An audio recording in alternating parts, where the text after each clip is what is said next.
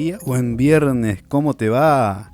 Estuve toda la semana esperando para volver a encontrarnos, para poder conversar un cachito, para poder compartir un poquito sobre estos temas que llegan a mi corazón a cada viernes, para poder hablar sobre todo, un poquito de todo, un rejunte de cosas, un picadito de palabras, de historias, en el mejor de los casos, verdades, que son las que siempre pretendo abrir en el espacio de este lugar. Mi nombre es Javier Pucho, estás escuchando La Mala Voluntad de Dios. Estamos compartiendo como cada viernes media hora de reflexión fuera del recipiente para poder cerrar con algunos conceptos, para poder abrir otros y para poder deliberar deliberadamente, todos juntos, a partir de los mensajes que mandan a las redes sociales y comentarios en los videos. Arrancamos con el programa de 1 de noviembre, hoy 1 de noviembre del 2024. Impresionante cómo pasa el día, quedan 60 días para que termine el año. Año duro, complicado, con altas, con bajas, pero acá estamos, como siempre, peleándola para salir adelante. Estuve pensando mucho esta semana, porque tengo alumnos que están grabando una ficción documental, y justamente parte de su trabajo era armar el guión de cuál iba a ser la historia que ellos querían contar. Entonces estuve hablando mucho dentro de lo que es hacer guión, cómo se estructura una historia cuando uno redacta, cuando uno escribe una historia. Aparte que a mí me apasiona escribir o leer, cualquiera de las dos sean bienvenidas. Entonces fue una linda semana en ese aspecto. Y dentro de esas cosas pensaba en cosas que he leído también estos días que tenían que ver con que Dios es un invento, que Dios es un personaje de ficción no real, que existe a partir de la imaginación de personas que escribieron un libro. Bueno, vamos a desentrañar un poquito el punto. Cuando uno escribe una historia, narrativamente, uno tiene 3 puntos base, que esto lo deben conocer todos: el inicio de la historia, el nudo y el desenlace. Básicamente esos son los 3 puntos a muy grandes rasgos de lo que es una historia. El desenlace es cuando se resuelve el problema que hubo.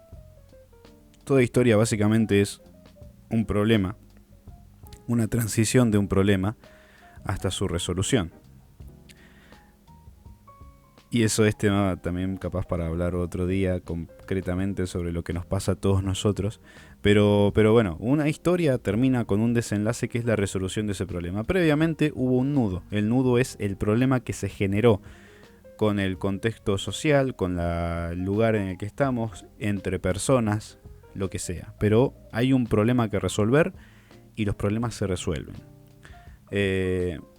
Y entonces, antes de que haya un problema, yo tengo que tener quiénes van a tener el problema. Entonces una historia comienza presentando a los personajes, ¿sí? Y ahora sí, pasando en limpio de adelante hacia atrás, presentación de los personajes y del contexto sociocultural, económico, dónde estamos, cuándo es, en qué fecha nos ambientamos, qué ciudad, qué país, si el lugar es real o no es real, si los personajes son o no son reales. Empiezo presentando todo el contexto. Entonces se genera un problema. Los problemas en una historia siempre son para resolverse. Entonces, a partir de que se presenta el problema, yo voy a caminar en una historia, que va a ser mi historia, hasta llegar al desenlace. Y una vez que se resuelve el problema, el final de la historia. Si no hay una búsqueda por resolución del problema, no hay una historia. Si el problema no se resuelve, no hay una historia, aunque muchas veces hay finales abiertos. Pero básicamente el problema central se tiene que resolver. Y no puedo tener una historia narrativamente, literaria, ficcional, sino presento primero a mis personajes y el lugar en el que se encuentran. Y ahí es donde está el punto de interés.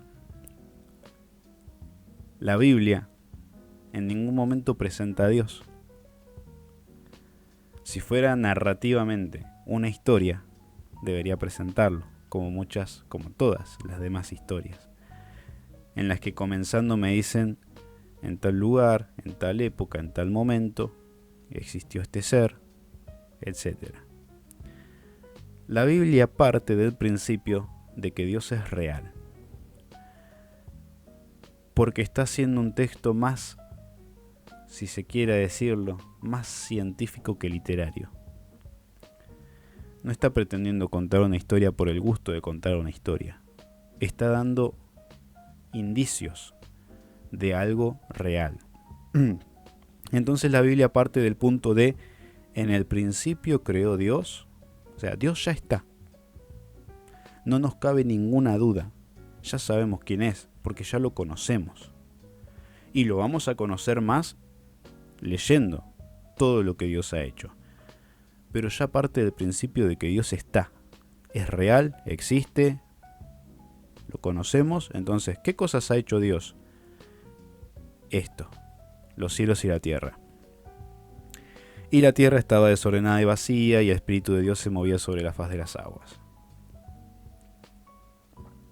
Una vez más, el Espíritu de Dios está ahí.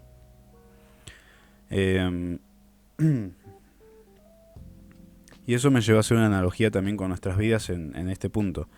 Yo muchas veces he dicho, y seguramente acá también, que las vidas son momentos. Nuestras vidas son momentos, son ocasiones. Si yo, para dar una referencia dentro de la referencia, si uno estudia dibujo, cuando uno hace dibujo, una de las primeras cosas y las más básicas que aprendes es hacer una línea, un segmento. ¿Qué es una línea? Una línea. Vos agarrás el lápiz, dibujás. ¿Qué es una línea? Una sucesión, técnicamente, una sucesión infinita de puntos. O sea, yo estoy haciendo un puntito atrás de otro sucesivamente y de forma infinita, porque es incalculable la cantidad de puntos que realizo. Nosotros somos una línea. Somos una sucesión infinita de momentos, de pequeñas historias. ¿Por qué? Porque constantemente estamos viviendo problemas, un problema detrás de otro. Muchos problemas quedan ahí, los abandonamos, mueren en el olvido y siempre quedan esos asuntos pendientes. Otros problemas tenemos el coraje de enfrentarlos, afrontarlos, desafiarlos y resolverlos. En cualquiera de los dos casos somos momentos que transcurren uno sucesivamente detrás de otro e incluso unos dentro de otros. Pero somos momentos constantes. Y hay algo que nunca debemos olvidar en esos momentos, y es que Dios está ahí. Lo hayamos presentado o no lo hayamos presentado, Dios siempre estuvo ahí. Porque en el principio creó Dios los cielos y la tierra. O sea, cuando se empezó a hablar de la historia, Dios ya estaba ahí. Y su espíritu se movía sobre la faz de las aguas. Entonces, Dios siempre está. Lo vea o no lo vea, lo crea o no lo crea, Dios siempre está. Y la diferencia está cuando yo soy consciente de eso. Cuando yo comprendo que Dios está en mi vida, que Dios está en todo,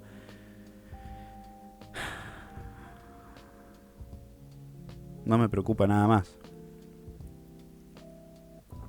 Y eso me lleva a hacer otra pregunta. ¿Qué es lo opuesto de Dios?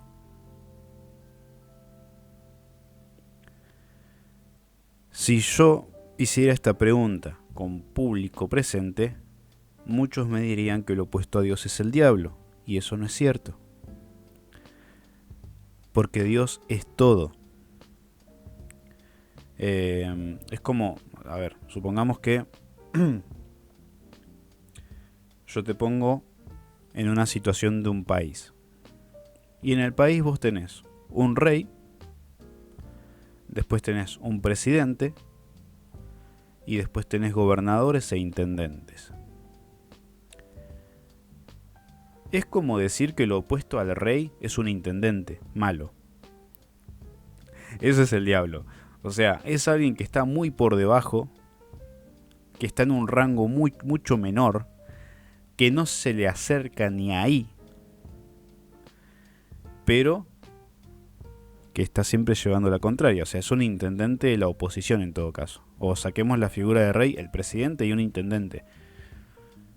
El intendente no tiene nada que hacer en contra del presidente, a nivel jerárquico. Para nada. El diablo es un ángel que fue desterrado del cielo. O sea, no tiene ningún poder. Si lo tuviera, hasta podría haber evitado no ser desterrado del cielo, pero no lo tiene. No tiene ninguna capacidad por sí mismo. Entonces, ¿en qué se basa su estrategia, su movida? En estar mintiendo, engañando, intentando convencer a la gente de no buscar a Dios o de no creer en Dios.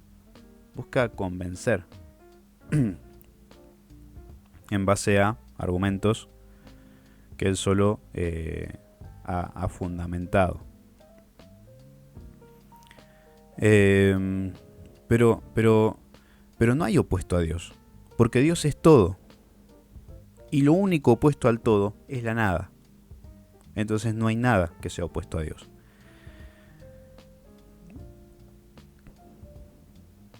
Entonces Dios está por sobre todas las cosas.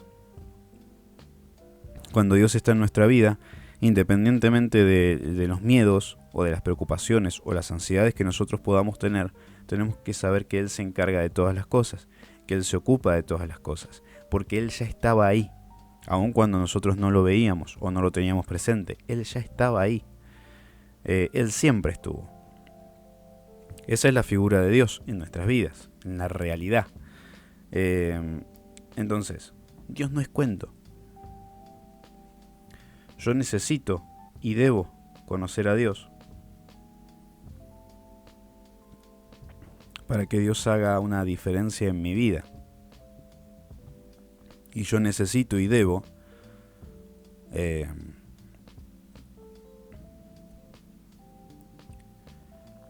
llevar adelante mis historias de forma efectiva. Otra cosa, Dios es orden. ¿Por qué digo que es orden? No sé si a ustedes les habrá pasado, pero a mí me pasa un montón de veces en mi vida que tengo los cajones de mi mesita de luz al lado de la cama, que voy y los ordeno, ¿no? Una vez por mes, capaz al hacer una limpieza general, ordeno los cajones de mi mesita de luz. Ahora, yo los ordeno milimétricamente, voy acomodando todas las cosas como si fuera un ajedrez o un rompecabezas, cosita por cosita, cada lugar su espacio, y voy encajando todo re bien. Ahora, ¿qué me pasa? Yo termino a ordenarlo, lo cierro con mucho cuidado para que no se mueva nada, a la hora vuelvo y no lo tocó nadie. Porque de hecho no entra nadie a buscar cosas en mis cajones, no entra nadie a revisarme nada. No lo tocó nadie. Pero yo vuelvo una hora después, está todo desordenado adentro. ¿Por qué? No sé. Pero las cosas se desordenan solos. Vos podés limpiar toda tu casa y si no mantenés la limpieza va a pasar 3-4 horas y va a haber desorden, va a haber suciedad, va a haber polvo, va a haber de todo. Cuando no mantenemos el orden, pasa eso. Y Dios es orden, porque la Biblia dice que la tierra estaba desordenada y vacía. Y Dios empezó a poner orden en todas las cosas, a acomodarlas. Y justo el otro día leía un salmo que decía, creo que era el Salmo 105, 24, que decía, no estoy seguro, creo que era el 105, 24. Espero que sí. O el 120, por ahí. O 125. Que decía, tráeme tus ofrendas de gratitud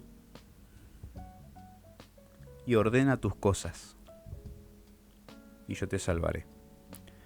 Entonces Dios claramente le interesa que nosotros aprendamos y tomemos de Él sus propias cualidades. Pon en orden tus cosas, acomoda tus caminos, y yo te salvo. ¿Por qué digo esto? Porque volviendo al punto de los problemas, muchas veces tenemos problemas que no sabemos cómo enfrentar o afrontar y que parece que vale más la pena dejarlos ahí y bueno, que se los lleve el viento, y el viento no se lleva nada. El tiempo no resuelve nada, lo que resuelve es lo que hacemos con el tiempo que tenemos. ¿Es difícil? El tiempo es una de las cosas más difíciles que hay. Esperar, dejar pasar el tiempo. Pero bueno, hay que confiar en Dios. Debe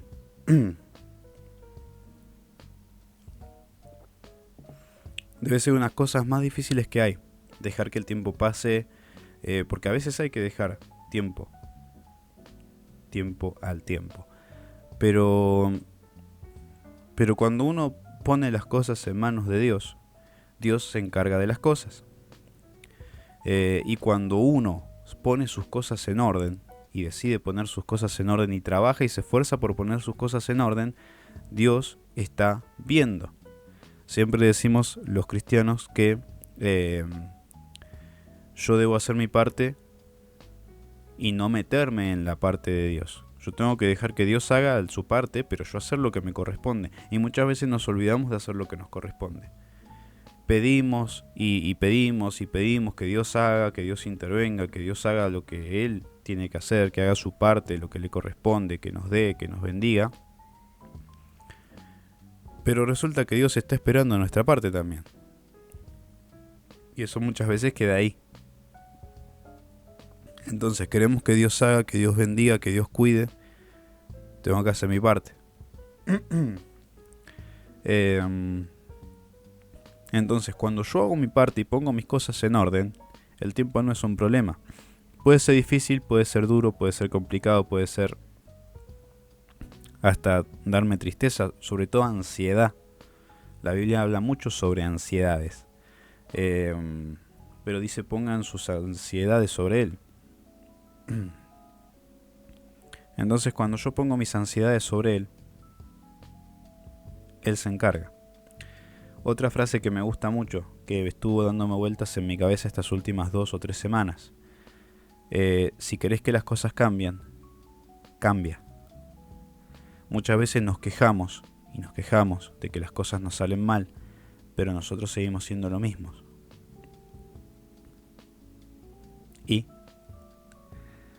Y siempre la culpa es del otro.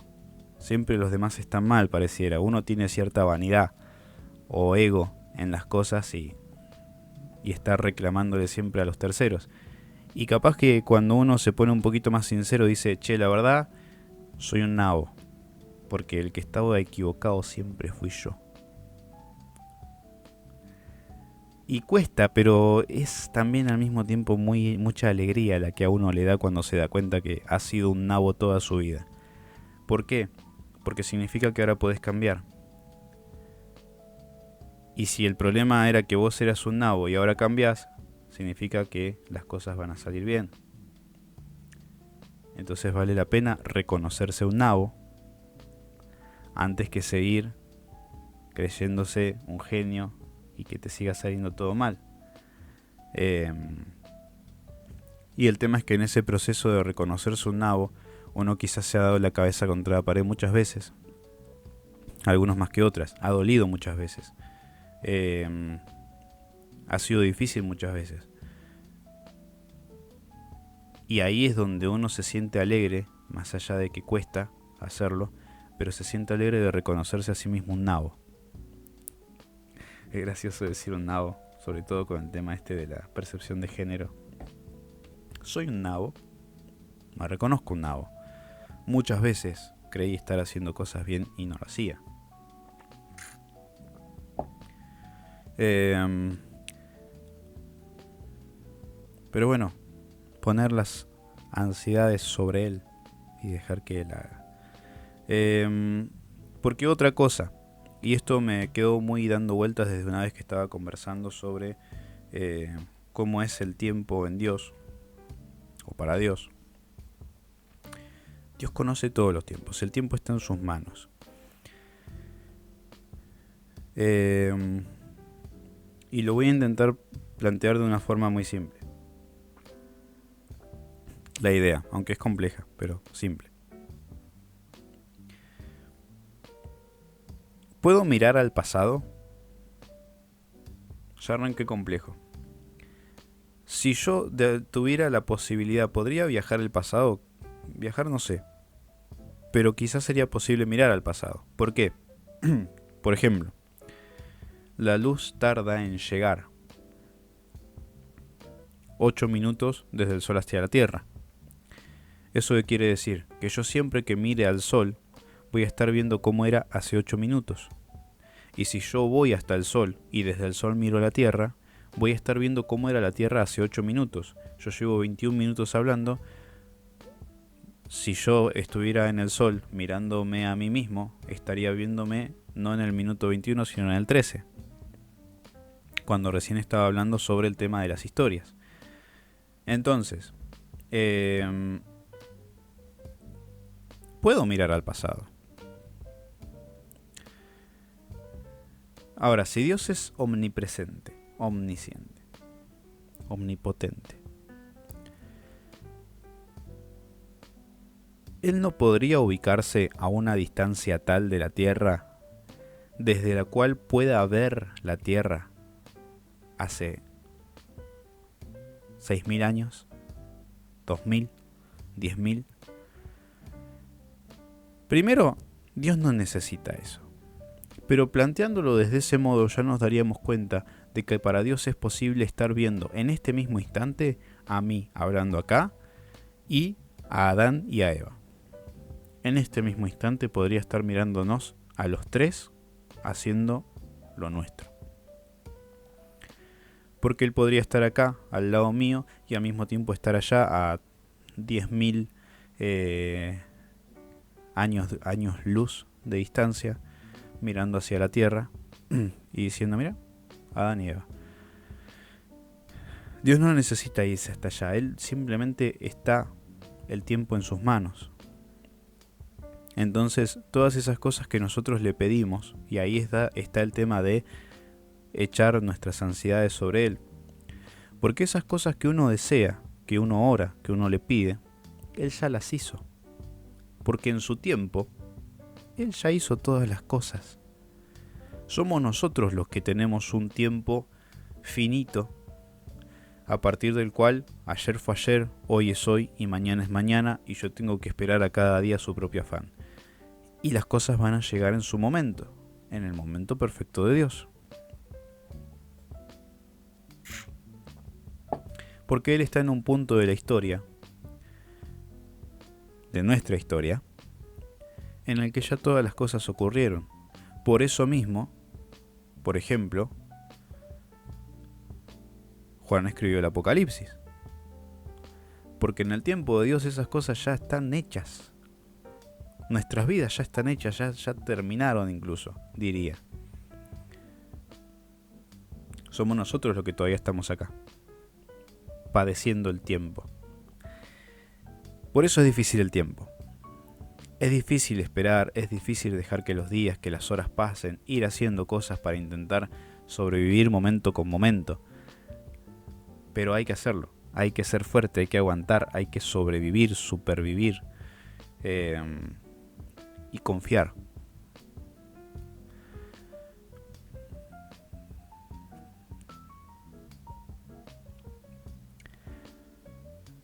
Sobre todo cuando recapitulamos y miramos hacia atrás y nos damos cuenta de nuestros errores y podemos arrepentirnos y cambiar.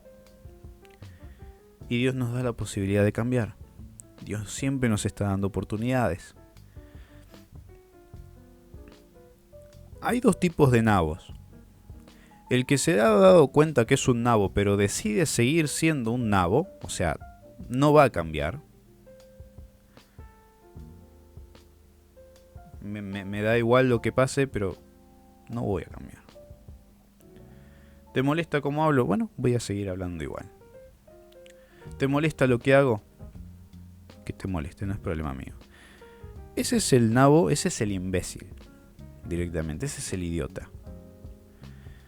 Después está el que se reconoce un nabo y dice, che, yo estuve mal, yo hice mal, yo voy a cambiar, yo quiero cambiar.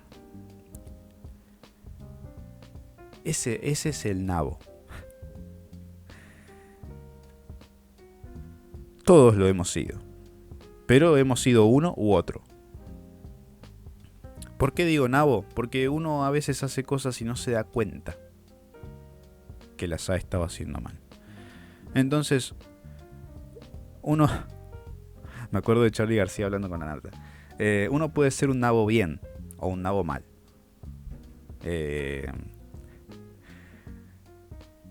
Un nabo mal es el idiota. Es el que estuvo haciendo mal, reconoce que estuvo haciendo mal, se da cuenta y dice, yo sigo con la mía. Y está el nabo bien, que es el que cuando se da cuenta que estuvo mal, cambia.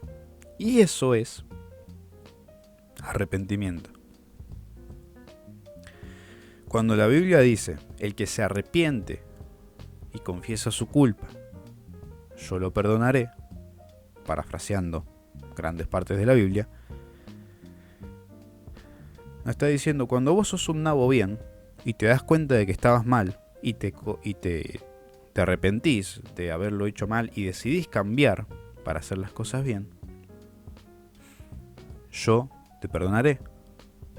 Y si me buscares de todo corazón, yo sanaré tu tierra. O sea, si ordenás tus cosas, yo te salvaré, como decía el Salmo. Cuando sos un nabo bien, te das cuenta del desorden en tu vida y ordenás tu vida, yo te salvaré. Y ahí viene la oportunidad de Dios, en el tiempo de Dios, de todas las cosas.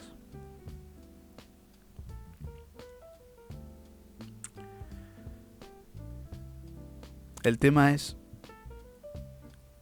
que con el tiempo podemos hacer dos cosas. Dejar el tiempo pasar o esperar, y no es lo mismo. Una cosa es esperar, por ejemplo, sembrar y esperar el momento de la siega. Otra cosa es tener que sembrar o tener que segar y estar dejando el tiempo pasar. Y no hacerlo. Y que se eche a perder la semilla, que se eche a perder el producto del campo, que se lo coman los animales, que se lo coman los bichos, porque dejé el tiempo pasar. Una cosa es esperar y otra cosa es dejar el tiempo pasar. No dejes el tiempo pasar. Si te das cuenta que sos un nabo, cambia hoy.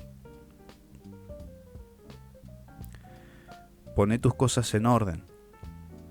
Arreglalo. Concreta tu historia. Cerrá tus momentos para que Dios pueda venir a tu vida y salvarte. Porque es cuando nos damos cuenta de esos errores y cambiamos, nos arrepentimos, cuando Dios viene a nuestra salvación. Entonces, ¿qué más decirte? Sos un nabo.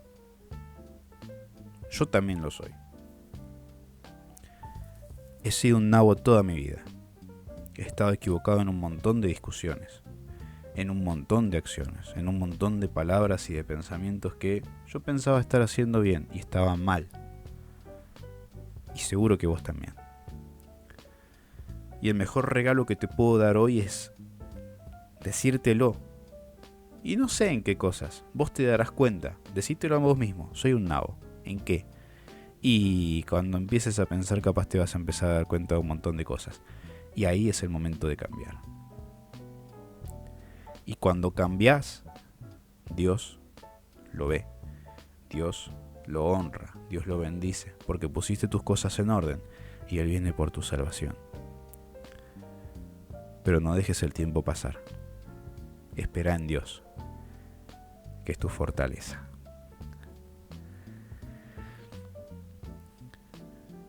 Y aunque muchas veces sea difícil, esperar a Dios va a ser siempre el mejor camino.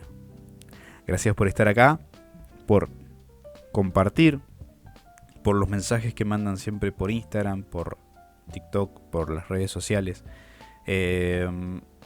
Hay cositas bonitas para los próximos días que todavía estoy preparando. Así que quédate pendiente de las redes sociales @navegante_lit para no perderte de ese nuevo material que va a estar saliendo en esta semana.